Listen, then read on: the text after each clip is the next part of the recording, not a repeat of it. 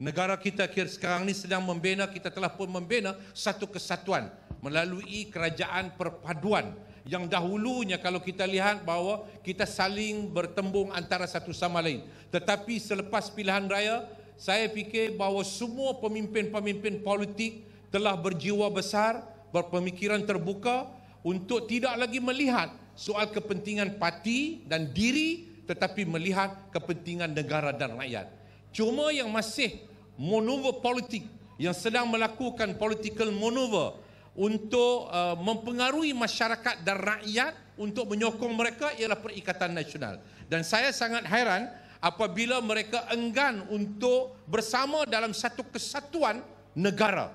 Itu satu kesatuan perpaduan membina sebuah kerajaan untuk membawa kemajuan kepada masa depan negara kita. Tetapi mereka masih bermain dengan political maneuver untuk mendapat satu dokongan dan sokongan sehingga membawa kepada matlamat menghalalkan cara.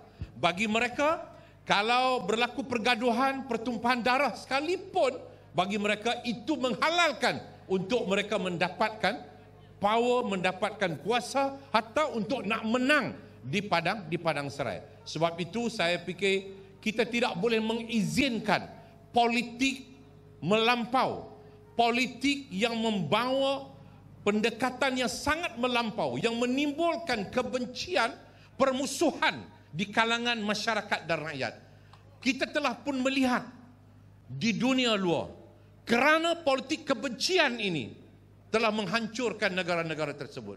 Saya sebelum parlimen dibubarkan sempat bersama dengan Datuk Saifuddin, Menteri KDN kita, sempat kami dihantar oleh parlimen ke Rwanda untuk menghadiri satu persidangan parlimen antarabangsa.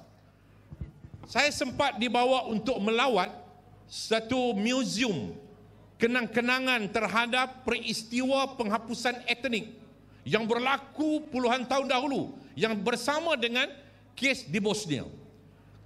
Tuan-tuan, apa yang berlaku di Rwanda ini kerana apa? Kerana masing-masing kaum, Hutu dan juga Tutsi, mengaku kaum dia lebih baik, kaum dia yang lebih berhak untuk memerintah, menerajui Rwanda. Tutsi kata aku yang lebih layak, Hutu kata aku yang lebih layak. Akhirnya berlaku pergaduhan, pertumpahan darah. 1 juta orang mati.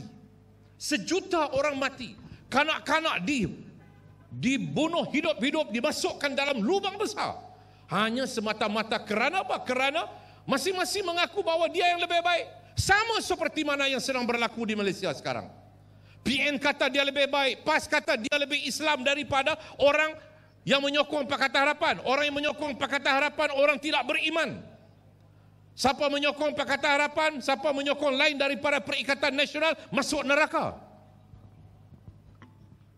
Dia mengatakan bahawa negara kita sedang diancam oleh Kristian, oleh Yahudi, oleh Zionis.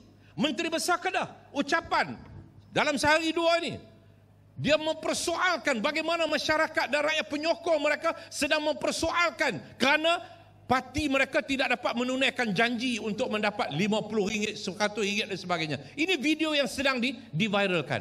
Dia kata sedangkan orang-orang luar, orang-orang bangsa asing, dia kata daripada Australia, daripada New Zealand, daripada luar negara balik belanja sendiri semata-mata untuk nak menjajah negara kita. Ini bagi saya satu pandangan yang sangat merosakkan masyarakat kita. Akhirnya kita akan jadi takut. Kita masing-masing selepas ini akan jadi takut, tuan-tuan. Melayu takut nak keluar ke bandar, takut nanti India berprasangka buruk padanya. India pula takut untuk nak keluar ke kawasan Melayu, takut nanti Melayu berprasangka buruk pada dia. Sama juga dengan orang Cina, orang Melayu dan sebagainya. Apakah kita nak hidup dalam ketakutan? Adakah kita selama-lamanya nak hidup dalam ketakutan? Sedangkan kita nak melangkah maju ke hadapan, kita nak cari makan, kita nak mencari sesuap nasi daripada orang yang semiskinnya sehingga kepada orang yang punya gedung yang besar dalam negara kita. Mereka mau untuk mencari kehidupan. Kita tidak boleh membiarkan kehidupan kita ini dirosakkan oleh Perikatan Nasional. Tuan-tuan, kalau kita biarkan, ini bermakna bahawa kita mengizinkan suatu keadaan yang buruk yang boleh berlaku dalam negara kita ini.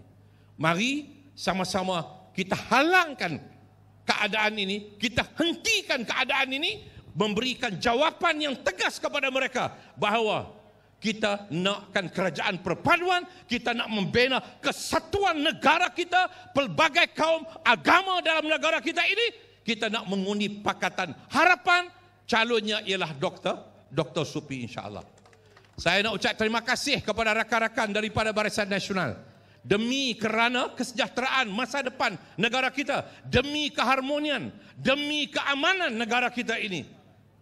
Kita satu hati untuk Malaysia yang tercinta. Mereka menarik diri.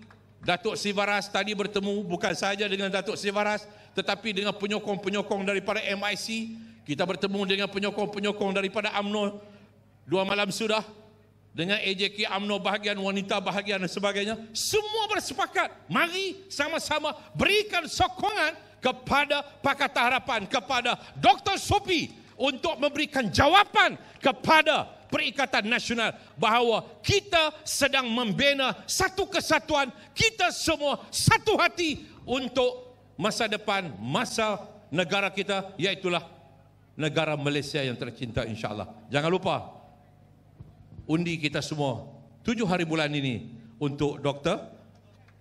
Supy, insya-Allah. Terima kasih semua. Salam kedamaian. Assalamualaikum warahmatullahi wabarakatuh.